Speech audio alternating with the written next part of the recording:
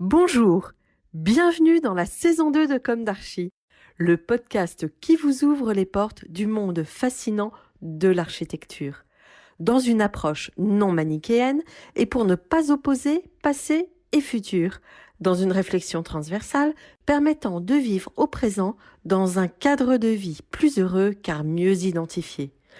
Carpe diem. Je suis Anne-Charlotte, chroniqueuse du podcast, accompagnée de l'ingénierie son pour vous offrir le meilleur. Merci et heureuse de votre fidélité. Maintenant, place au talent. Bienvenue dans Comme d'Archi.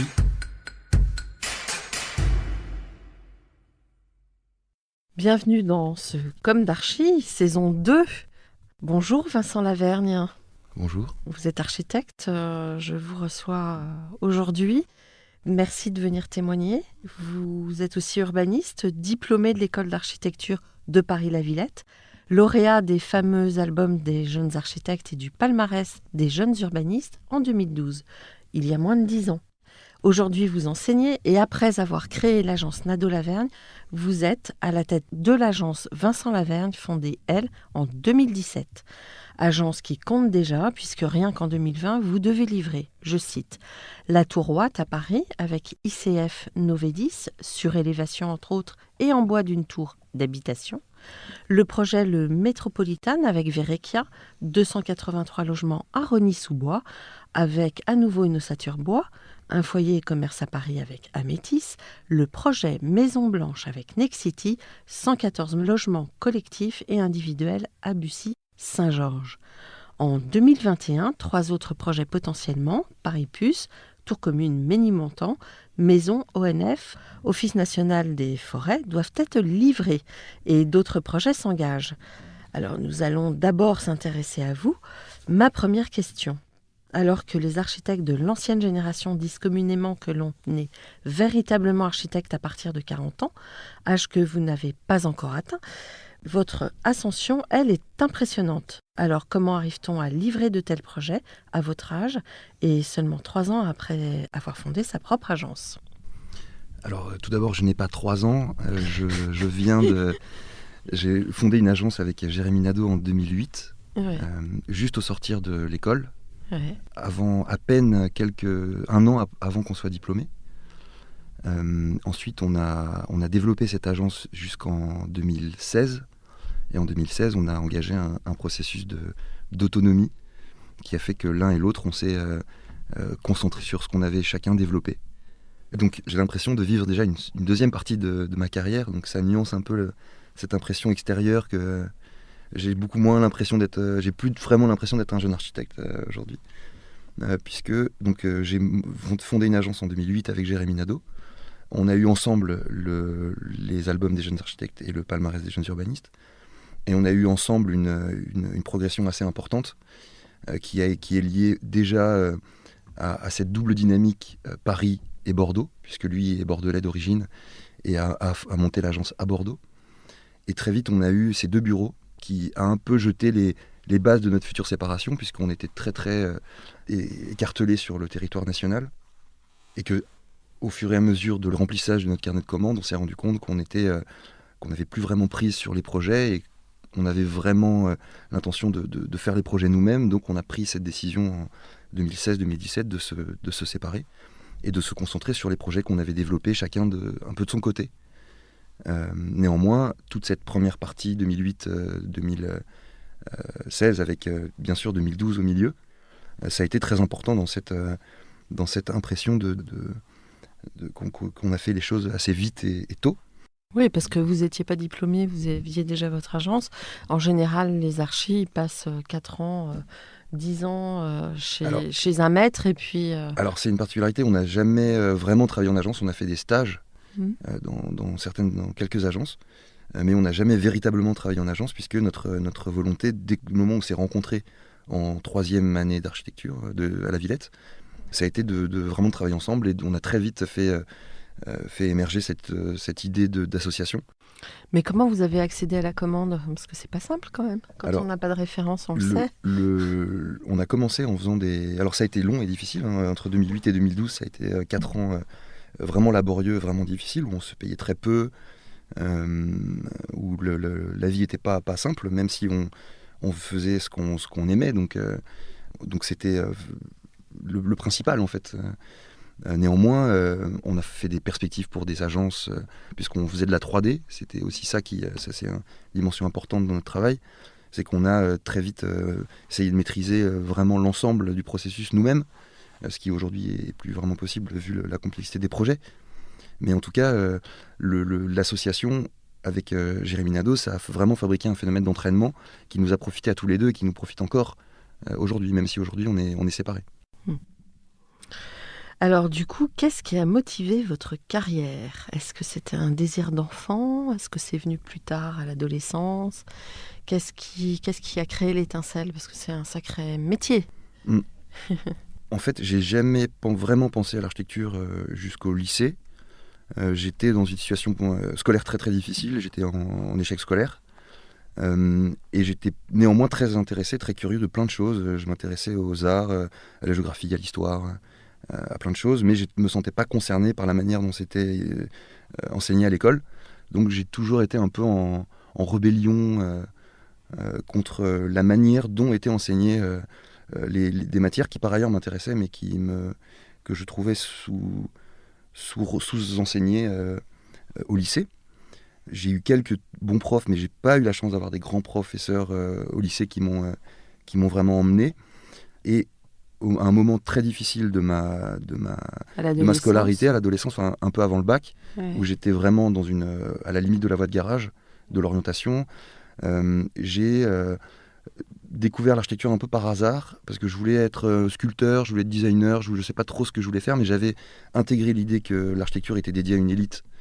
Mathématiques, sciences, enfin maths sup, maths spé, c'était un peu l'idée qui était véhiculée dans la société et qui l'est peut-être encore aujourd'hui.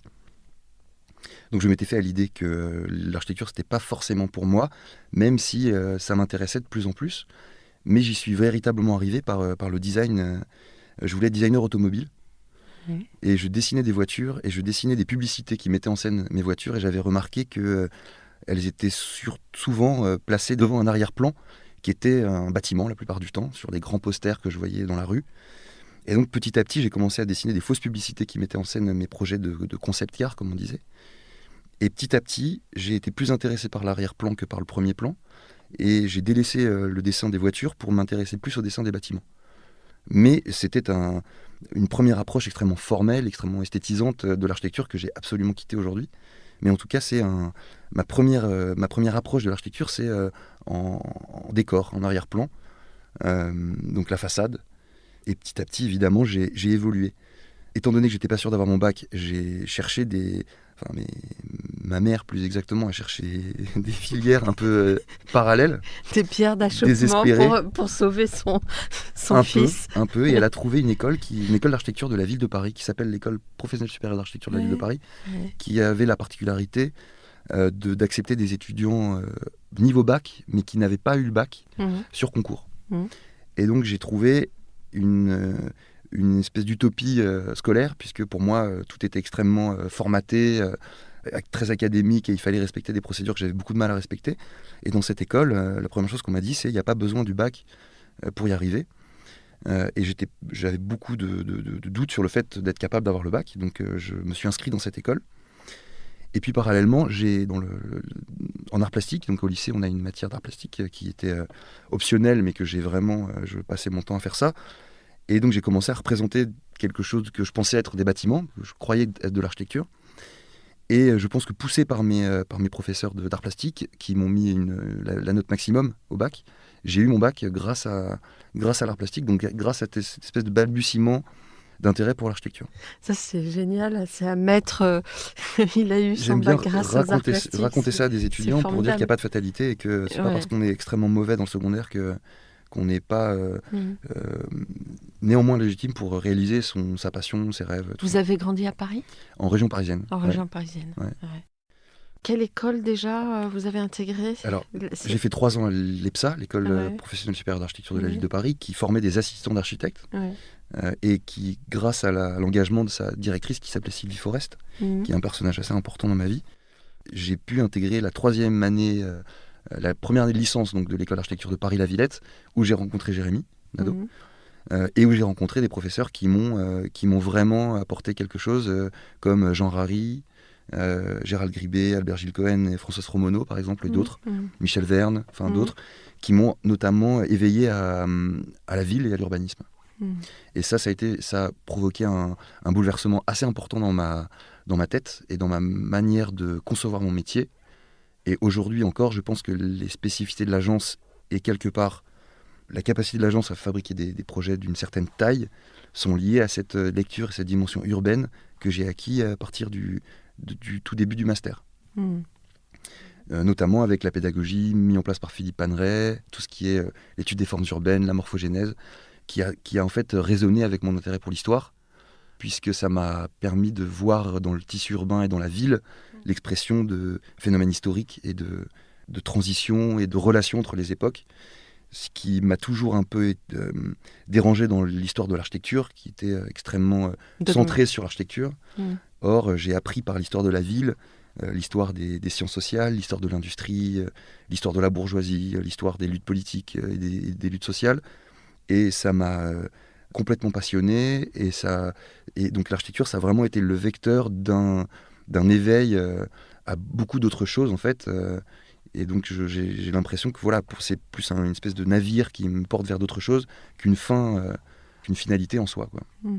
En fait, on sent que vous êtes à l'aise, surtout pas dans le dogme, au contraire, aucun enfermement, et que vous avez une espèce de curiosité naturelle cette curiosité vous donne envie d'avancer. Et il faut la nourrir pour avancer. Je pense que c'est la curiosité qui m'a sauvé, en fait, parce que j'ai trouvé dans l'architecture une dimension d'articulation de plein de choses que j'arrivais pas forcément à mettre ensemble. Et l'architecture m'a permis de faire des synthèses intellectuellement dans mon esprit, et puis de fabriquer de faire des projets qui mettaient en œuvre et en scène tous mes centres d'intérêt, quoi. Ouais. Alors, à la sortie de l'école d'architecture, est-ce que vous vous imaginiez tel que vous êtes maintenant ? J'espérais que ce soit comme ça. C'est même peut-être un peu mieux que ce que j'imaginais. Donc je suis très content. Ça fait du bien d'entendre ça, ce genre de paroles. Mais bravo, c'est bien. Alors, quel est votre premier projet livré ? Et votre état d'esprit vis-à-vis du métier a-t-il beaucoup changé depuis cette première livraison ? Alors, mon état d'esprit ne cesse de changer depuis la première fois où j'ai entendu parler d'architecture jusqu'à aujourd'hui, et demain ça aura certainement encore changé par rapport à ce matin. Il y a des fondamentaux et des éléments constants, des permanents, un peu comme dans la ville, qui restent les mêmes.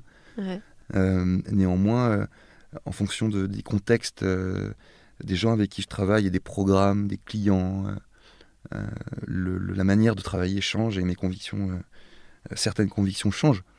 Le premier projet livré, c'est un peu particulier, c'est au Maroc, c'est à Tanger, donc une ville qui a une histoire particulière, un peu extraterritoriale, jusque dans les années 60, et qui est une ville qui m'a fasciné pour justement cette situation de croisement des cultures et des géographies.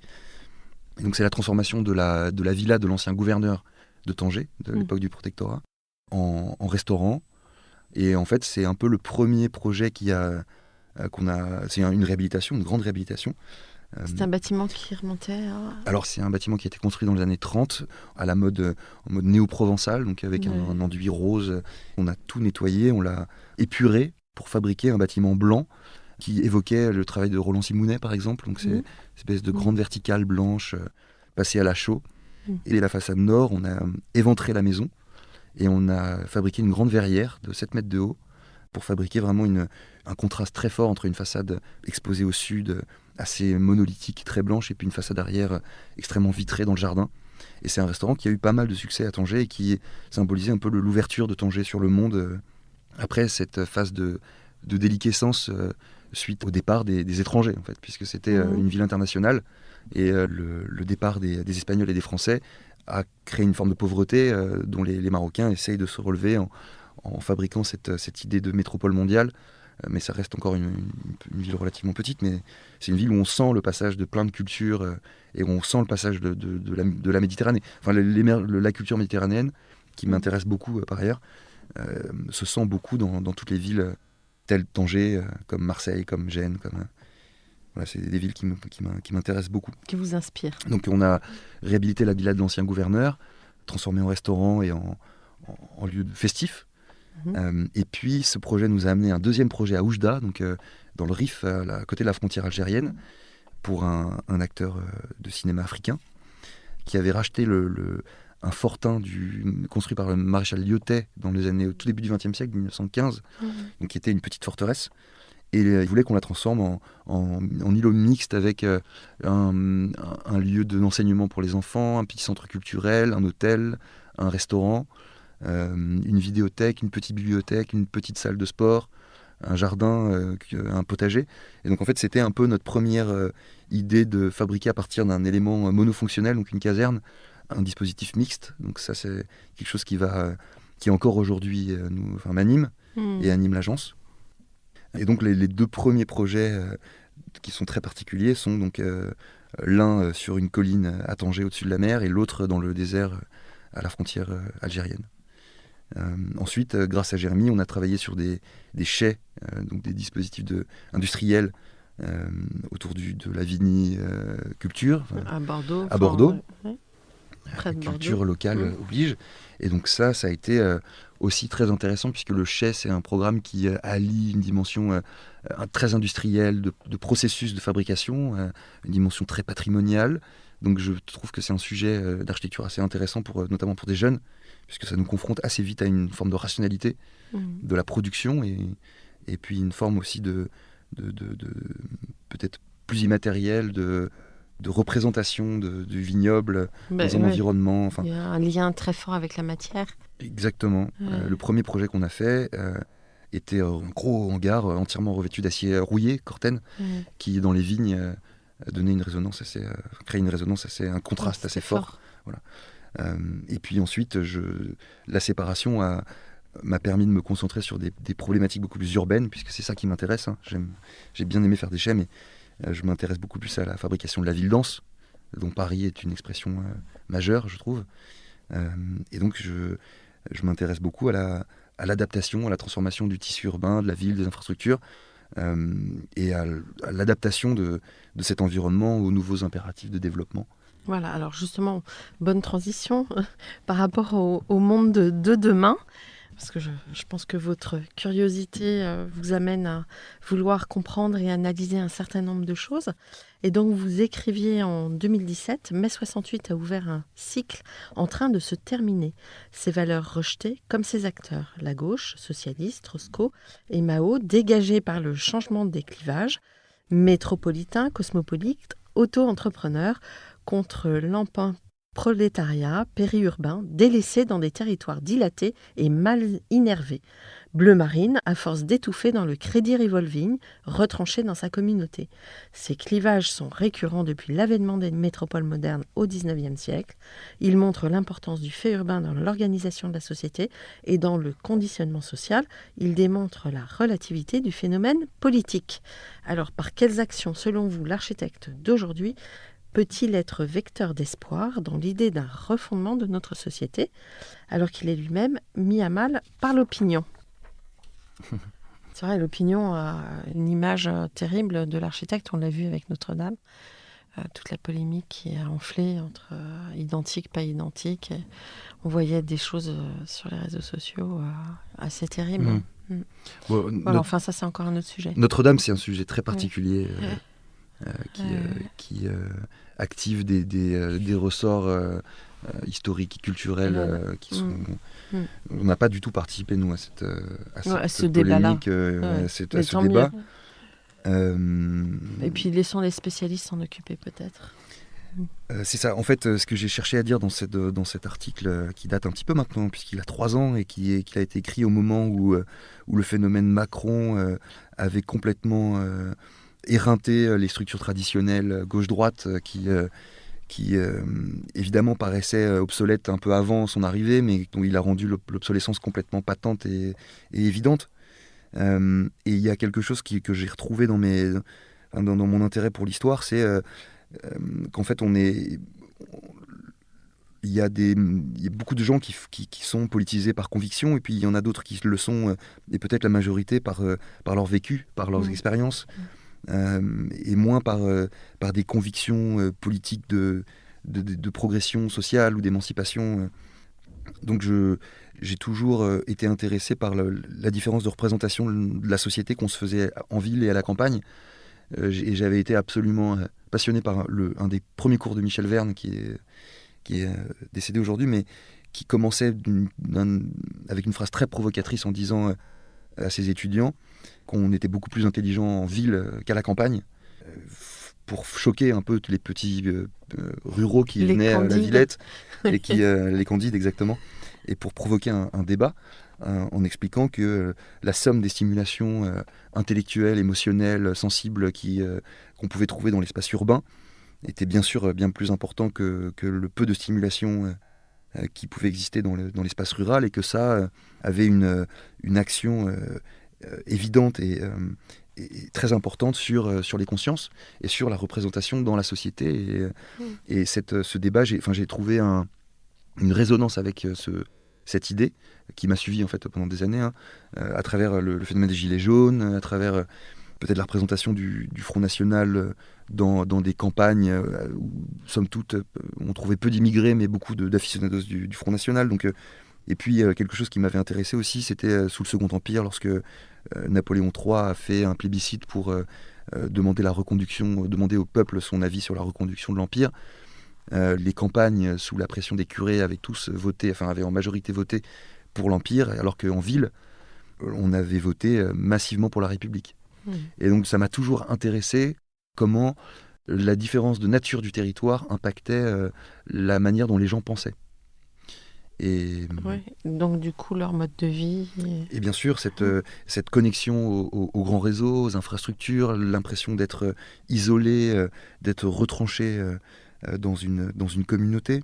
Le cas aussi des grands ensembles et des cités qui ont été construits sur des terres agricoles, ex nihilo sur des terres agricoles, donc qui sont une espèce de synthèse un peu barbare entre une volonté de fabrication d'une densité urbaine sur des zones agricoles qui n'ont pas été préparées comme l'a été le tissu faubourien, qui vient de parcelles maraîchères et qui ont été lentement redécoupées et densifiées dans le temps. Là, on a fabriqué des énormes objets dans des champs, on a essayé de faire vivre les gens dedans. Et puis on s'est étonné quelques décennies plus tard que ça fabriquait de la misère sociale, même si ça n'est pas évidemment la seule raison, mais on sait que c'est lié aussi à l'emploi, à l'éducation, à plein de choses. Mais la forme urbaine, l'environnement dans lequel on fait vivre les gens, me paraît très important dans la manière dont ils se représentent dans la société, dans la manière dont ils se représentent en tant que citoyens, en tant qu'acteurs ou en tant que victimes. Et c'est ça aussi qui me motive dans mon métier, parce que je pense que les architectes peuvent jouer là-dessus. Et quand vous dites que ce métier est mis à mal par l'opinion publique, c'est vrai. Néanmoins, il paraît que le métier d'architecte, c'est un des métiers que les gens veulent faire massivement, qui fascine. Donc je pense qu'en fait, cette contradiction, c'est une contradiction qu'on peut trouver dans beaucoup d'autres métiers qui sont en fait un mélange de fascination et de défiance. Et cette idée que les architectes vivent dans des hôtels particuliers alors qu'ils font des cités, c'est une idée qui est complètement dépassée, quoi. Aujourd'hui, je pense que... Oui, et puis on dit que les cordonniers sont souvent les plus exactement. mal Je trouve que limite va plus à l'architecte. Va mieux surtout que l'architecte est un passionné, donc souvent, il faut beaucoup de passion pour mener à bien cette profession et endosser une responsabilité qui est très importante.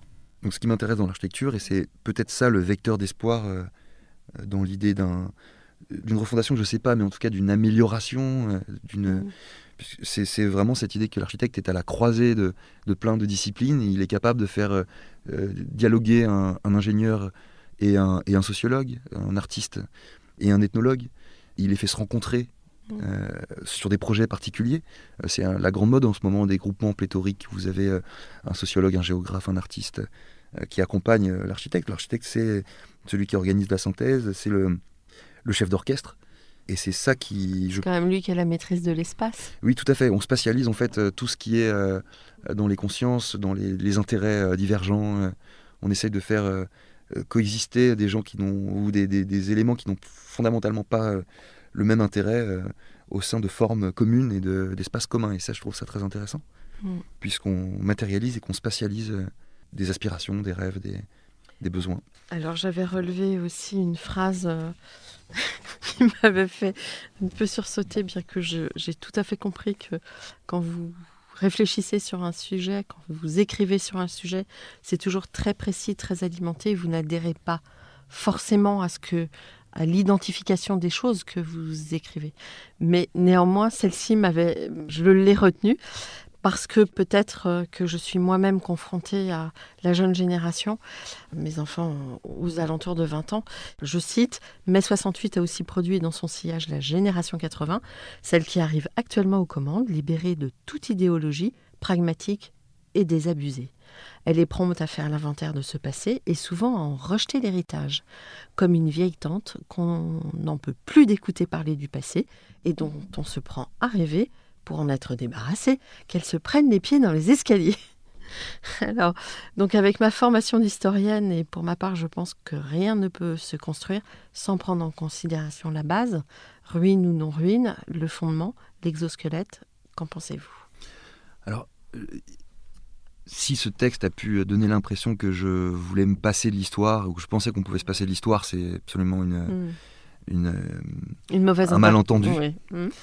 Parce que en fait, je suis absolument passionné par l'histoire et je pense que l'histoire est présente dans toute la moindre action de l'agence. On se réfère à des histoires. Par contre, je me méfie beaucoup. Enfin, je me méfie beaucoup de la manière dont est présentée l'histoire et je me méfie autant que ça m'intéresse, si vous voulez. Mais je m'intéresse beaucoup aux histoires officielles, aux histoires non officielles, au roman national. Mais en tout cas, l'histoire est absolument fondamentale dans notre travail. Néanmoins, c'est aussi ce qui m'a dérangé dans l'histoire de l'architecture, c'est la mise en lumière de grandes époques, de grands jalons historiques qui ont en fait été isolés, un peu sortis de leur contexte parce qu'ils avaient une signification historique ou politique à un moment donné, et qui en fait font partie d'un processus beaucoup plus large qui est l'histoire. Par exemple, isoler l'histoire de l'architecture moderne de la Première Guerre et de la Deuxième Guerre mondiale, de l'entre-deux-guerres et de la reconstruction, ça me paraît pas pertinent. Or, j'ai très peu entendu parler du rôle des grands conflits mondiaux sur le mouvement moderne. Je pense que Le Corbusier, comme des décennies plus tard Coulas, n'auraient pas fait ce qu'ils ont fait s'il n'y avait pas eu tout un contexte historico-économique, politique qui venait de beaucoup plus loin et qui a eu tendance, peut-être pour des volontés de simplification, à être isolé par les historiens et qui, pour moi, me semble pas suffisamment pertinent. Par exemple, j'ai beaucoup mieux compris le mouvement moderne à partir du moment où j'ai commencé à m'intéresser aux conditions de vie avant la Seconde Guerre mondiale ou au début du XXe siècle.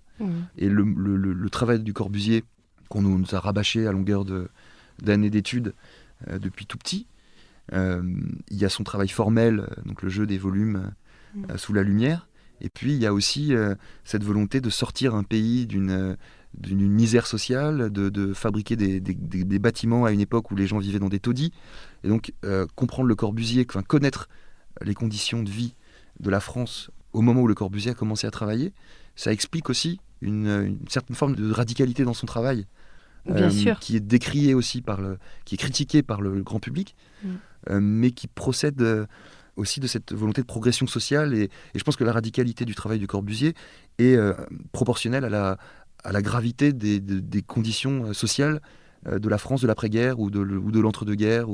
Voilà, donc ce qui m'intéresse en fait beaucoup plus que l'histoire de l'architecture, c'est l'histoire de la société.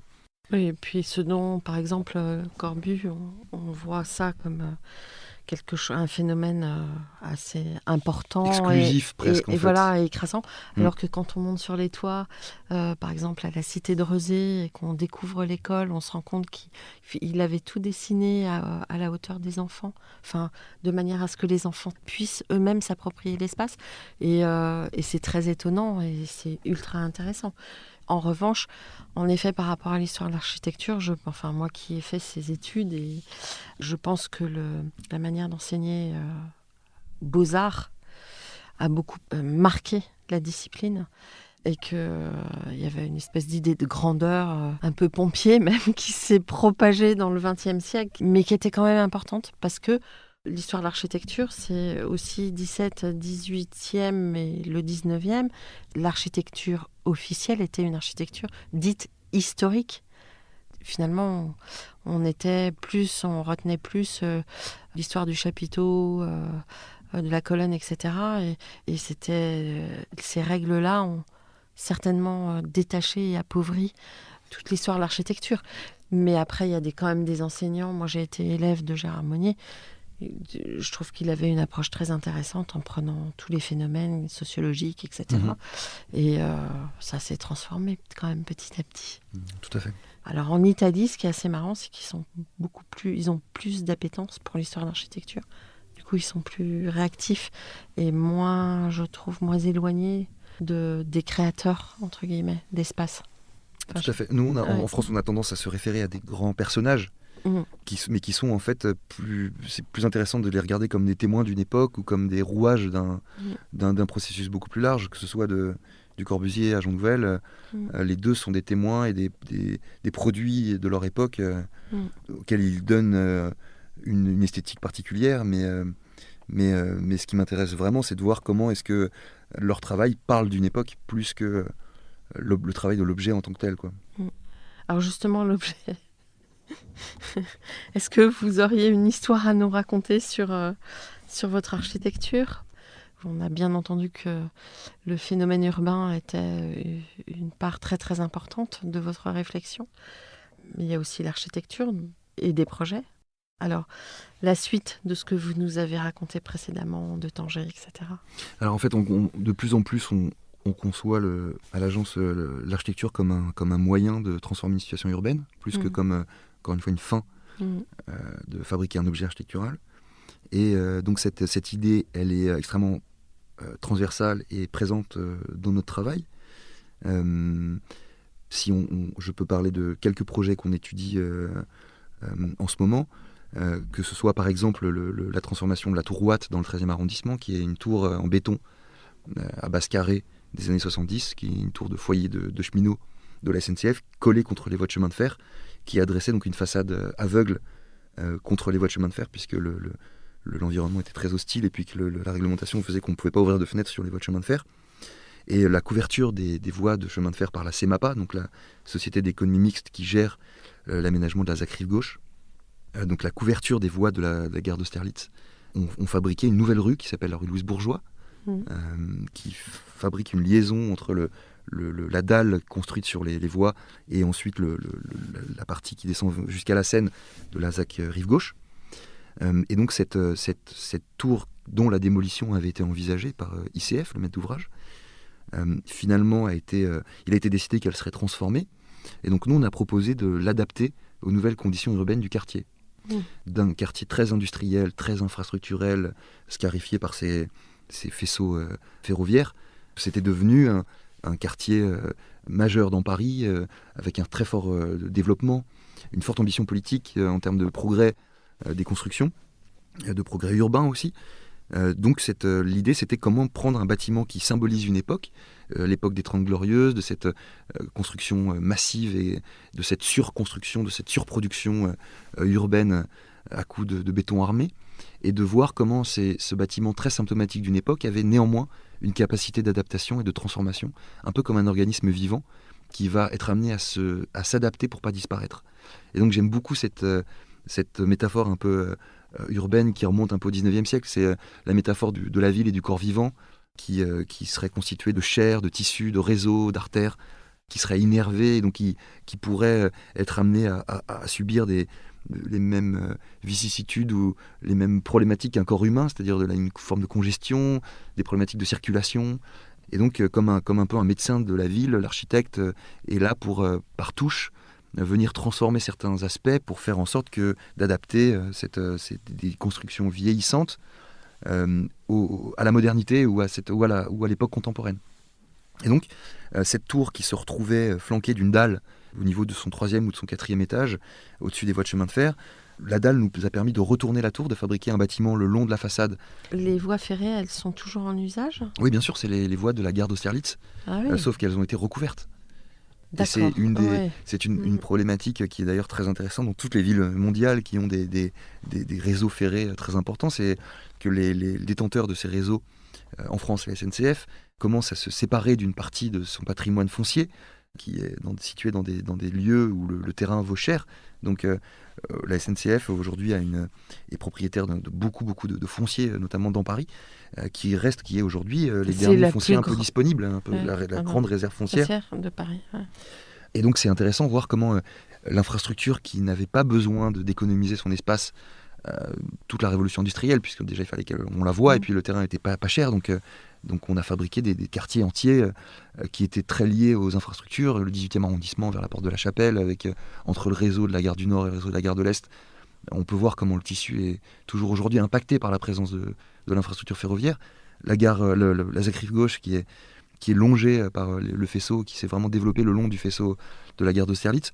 Et donc évidemment, ces réseaux restent en activité, hein, puisqu'ils sont absolument nécessaires à la connexion des métropoles avec le centre de la métropole avec le reste du pays. Il avait été, pendant les municipales, proposé par je ne sais plus trop qui de déplacer les gares du centre de Paris en périphérie, mais bon, c'était évidemment une idée absolument aberrante, puisque le principe d'une gare est d'arriver directement dans le centre et de créer des proximités, de créer des connexions très très efficaces entre le centre de la ville et son extérieur.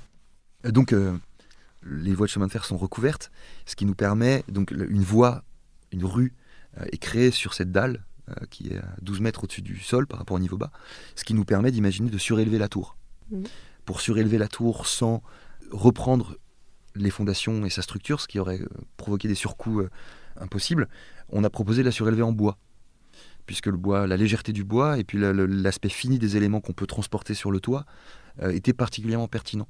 Et ça, c'est la première fois, enfin en tout cas c'est la première fois qu'on a pu tester l'idée que une diversité des matériaux pouvait être à même de répondre à cette nécessaire mutation de la ville.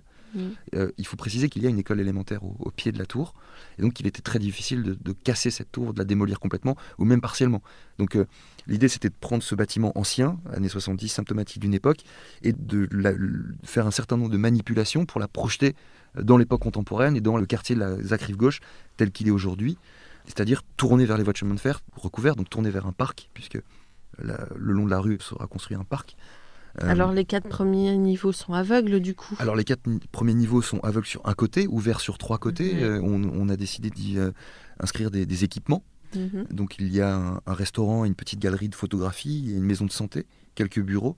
Et puis à partir du 4e niveau, l'accès se fait depuis la rue Louise Bourgeois, qui est donc située à 12 mètres au-dessus du niveau de la rue du Chevaleret. Et depuis la rue Louise Bourgeois, on accède aux logements qui sont surélevés de 4 niveaux, puisque au lieu de prendre le plafond, d'appliquer le plafond des hauteurs à partir de la rue du Chevaleret, on va l'appliquer à partir de la rue Louise Bourgeois, ce qui nous permet d'augmenter la tour de 12 mètres, donc 4 niveaux, en bois.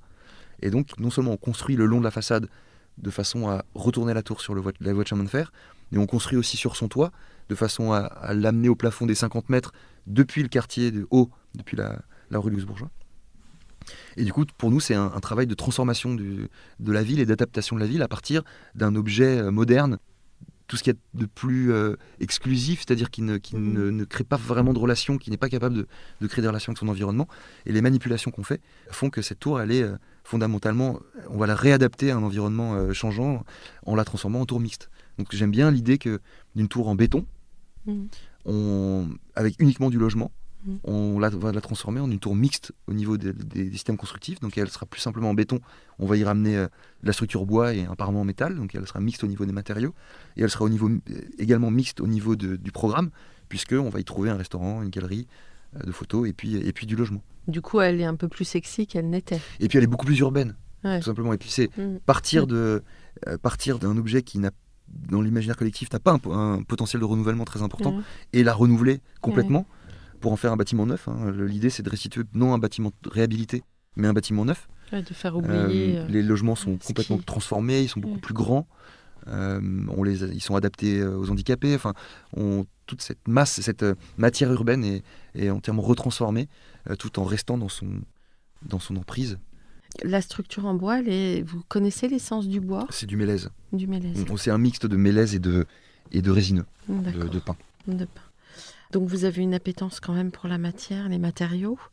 Prédilection le bois ou s'il le faut le métal, voire le béton. Alors vous avez écrit un article, Le tout béton, où vous retracez l'histoire du béton et l'histoire du lobby du béton, qui finalement est issu, De la Seconde Guerre mondiale.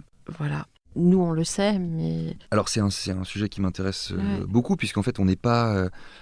je suis pas anti-béton, c'est absurde Ouais. d'être Oui, anti-béton, de toute façon, d'être anti-matériaux. Le matériau ouais. c'est un moyen, c'est Et puis ils travaillent ensemble en plus. en plus, voilà. Mm. Donc, alors, vous avez, enfin, c'est un slogan qui est répandu chez les architectes en ce moment, c'est le bon matériau au bon endroit. Mm. Donc, en fait, c'est surtout proposer une alternative à cette domination du béton. Mm. Le problème du béton, c'est pas lui-même, c'est la surutilisation qu'on en a fait Et puis depuis des de décennies. tout minéraliser, de tout.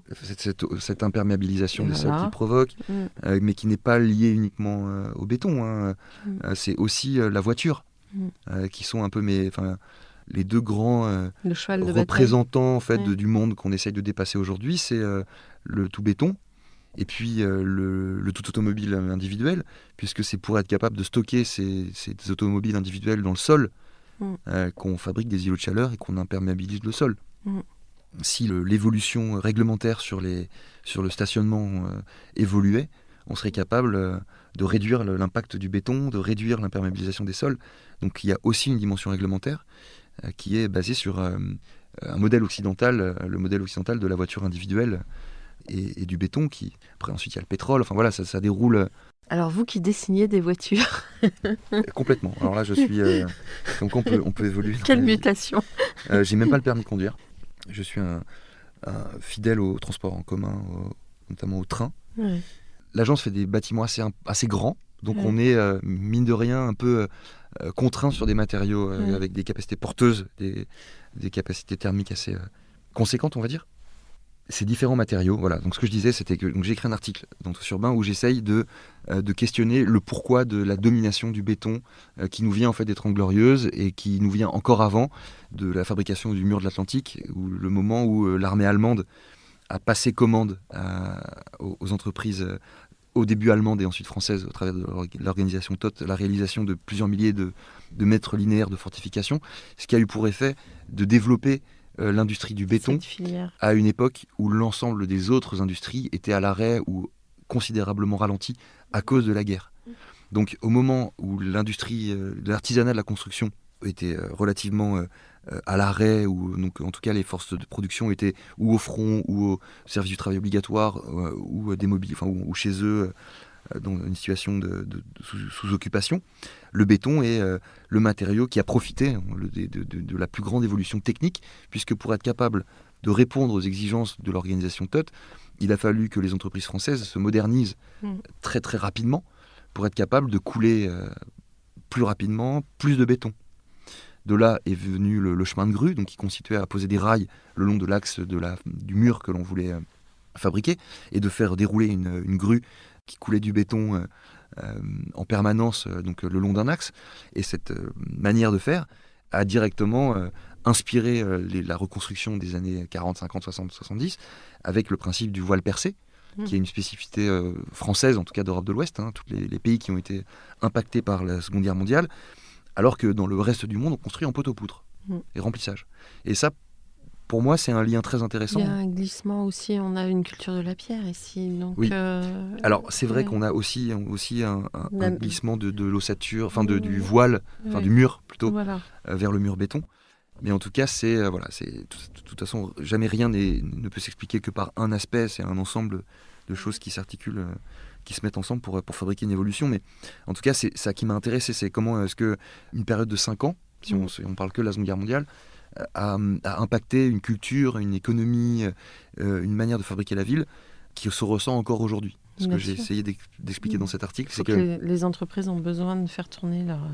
Tout à fait, et puis ça a même fabriqué des modèles économiques qu'on appelle les majors, qui sont basés sur... qui sont basés sur ce système constructif béton, et qui symbolise une société et un chemin de développement. Et c'est tout ça aujourd'hui qui est un peu remis en cause par ces impératifs de transition écologique, de transition de société, de transition économique. Et puis je pense une volonté de retour quelque part à quelque chose de plus naturel, parce que le béton, ça nous... en tout cas, il faut travailler le végétal avec le béton. En tout cas, il faut réduire un des objectifs de notre travail, ce n'est pas de ne plus utiliser de béton, mais c'est de le remettre à sa place. Alors on va revenir quand même à votre travail par rapport à ces matériaux. Donc c'est vraiment, vous avez exploré par exemple la paille ou... En fait, ce qui nous intéresse, c'est qu'est-ce que chaque matériau peut amener. Ouais. L'intérêt du béton, c'est qu'on peut fabriquer des éléments permanents. Je vous raconterai après peut-être la manière dont on a pensé le projet d'école des puces de Saint-Ouen qui doit se construire porte de Clignancourt, où en fait le béton est utilisé pour la constitution d'une colonne vertébrale, donc du socle, du rapport au sol, et puis la constitution d'une colonne vertébrale qui comprend les couloirs de circulation centrale, les gaines, les noyaux d'ascenseur, et tout ça constitue une colonne vertébrale autour duquel on vient développer un exosquelette en bois qui va permettre à ce bâtiment d'être plus flexible, au sens où l'ensemble des éléments organiques du bâtiment, le contreventement, la descente de charge, le déplacement des corps et des fluides, sont contenus dans cette moelle épinière en béton, et autour, tout un organisme en bois vient se développer, et cet organisme en bois, il va amener à l'ensemble du bâtiment une capacité d'évolution, de flexibilité bien plus importante que le béton. Et c'est, pour moi, cette association du bois et du béton, c'est vraiment issu de cette espèce de métaphore urbaine avec les éléments permanents, ce qui reste et ce qui mute, et que la ville est vraiment une espèce de synthèse entre des éléments permanents et des éléments récents, entre un temps très long et un temps beaucoup plus court. Et pour moi, cette mixité des matériaux, elle amène à l'échelle de l'architecture. Elle ouvre un champ des possibles. Elle ouvre un champ de transformation possible, où en fait, le béton va permettre au bois de bouger autour de cette structure. J'aime bien utiliser cette notion de moelle épinière ou de colonne vertébrale, parce qu'il y a l'idée à la fois de structure, de stabilité et de transmission des choses, des corps, des fluides, encore une fois. Et donc, l'association du bois et du béton et du métal, puisqu'il y a toujours un peu de métal, donc c'est aussi cette transversalité en fait, des matériaux qui... pour connecter du béton à du bois, on a souvent besoin du métal. Le métal pose des problèmes de stabilité au feu, donc après il y a toute une histoire qui se met en place, et qui est plutôt une histoire de résolution de problèmes. Il y a des tours qui sont construites aux États-Unis, c'est une question de culture aussi, beaucoup. Tout à fait, mais alors ça vient aussi beaucoup de la culture urbaine. Hein. Parce qu'on a fustigé le métal en France, alors que ça aurait pu être... une solution à certaines choses. On construit en métal en France, on construit beaucoup d'équipements en métal, mais c'est vrai que par rapport au bois et au béton, en fait c'est le béton, le matériau qui a éclipsé le reste. Évidemment, et puis ça c'est évidemment culturel, ça ne vient pas que de la Seconde Guerre mondiale. Ce que j'essaie d'expliquer dans l'article, c'est que la Seconde Guerre mondiale a provoqué une espèce d'accélération très importante. Ouais. En tout cas, voilà, le bois, le métal et le béton sont nos matériaux de prédilection, et on essaye de les associer d'une manière organique pour faire en sorte que chaque matériau permette au suivant d'avoir un rôle très particulier. Et cette idée de béton qui représente la permanence, autant dans une réhabilitation, la Tour Watt, on prend un bâtiment en béton et on vient le compléter en bois, ou l'école des puces, on constitue une infrastructure en béton et on a un exosquelette en bois. À chaque fois, on utilise un matériau, deux matériaux dans leur association pour ce qu'ils sont capables de produire en termes d'évolution de l'espace. Voilà, l'espace, on en a parlé. Est-ce qu'en 5 minutes, on peut régler l'histoire de l'écologie Alors, l'article sur écologie et gentrification, il procède d'un projet sur lequel vous nous questionnez, qui est Ménilmontant, qui est un des projets les plus importants de l'agence, puisque ça a été le premier marché public de taille, un peu pour Paris Habitat et la ville de Paris. Et c'était la constitution sur un des derniers grands fonciers parisiens d'une opération mixte qui symbolisait pour moi cet ouvrage de progrès social qui est constitutif de l'histoire de Paris. En gros, c'est sur un des derniers terrains grands fonciers libres de Paris, fabriqué un équipement qui symbolisait la politique urbaine, sociale et écologique de la ville, c'est-à-dire 85 logements sociaux, un centre sportif et un premier centre de recyclage intramuros. La plupart du temps, les centres de recyclage sont situés sous le périphérique ou en banlieue. Et l'idée de la mandature, c'était de fabriquer des points relais dans des bâtiments de la ville, donc du logement social, à différents endroits de Paris. Et donc ce projet était pour moi une expression d'une certaine forme de progrès social, où on allait être capable de penser la coexistence entre plusieurs besoins, celui de loger les gens, celui de faire du sport et celui de gérer ses déchets. Et ce projet, parce qu'il était en béton, a subi les foudres des associations écologistes et d'autres associations qui instrumentalisaient l'écologie à des fins très personnelles de refus de logement social, de refus de densification. Et donc j'ai été tout à fait frappé par cette manière dont, en ville, l'écologie urbaine était une notion qui était manipulée par une élite bourgeoise contre l'intérêt général. Et en fait, comment est-ce que l'écologie, qui est une des aspirations les plus humanistes et les plus universelles qui soit, était réduite en ville, pour plein de raisons, à la conservation d'intérêts particuliers de propriétaires bourgeois. Et contre l'intérêt général. Et ça a été une de mes grandes découvertes, en tout cas, ou centres d'intérêt récents, avec aussi cette volonté de faire évoluer les matériaux.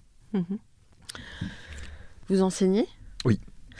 Et vous vous positionnez, on l'a vu, de manière forte à l'écrit. Alors, quels sont les messages qu'il vous tiendrait à cœur de transmettre à vos étudiants ?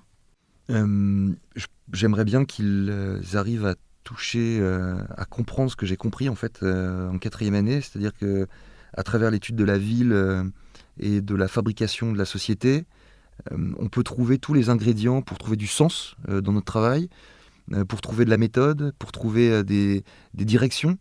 Et en fait, j'essaie de ne pas apprendre aux étudiants, j'essaie de les éveiller, de les émanciper.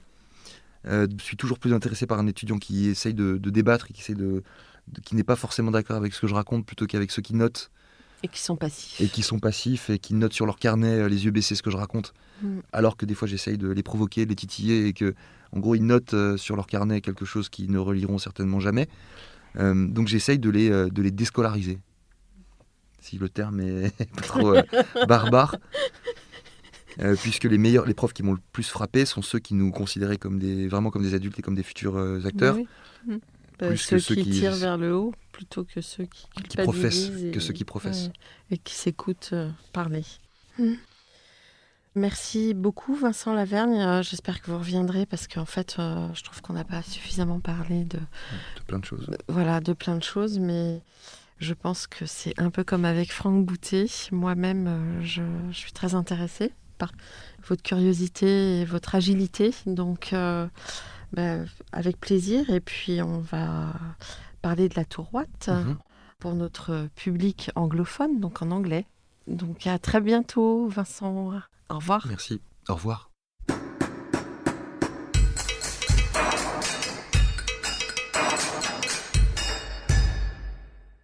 Chers auditeurs, merci pour votre écoute. N'oubliez pas de retrouver nos sujets en avant-première sur Instagram à l'adresse Comdarchi Podcast, COMDARCHI Podcast.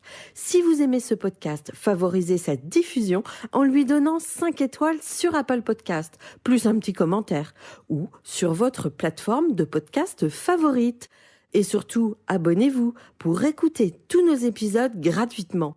À bientôt, et d'ici là, prenez soin de vous.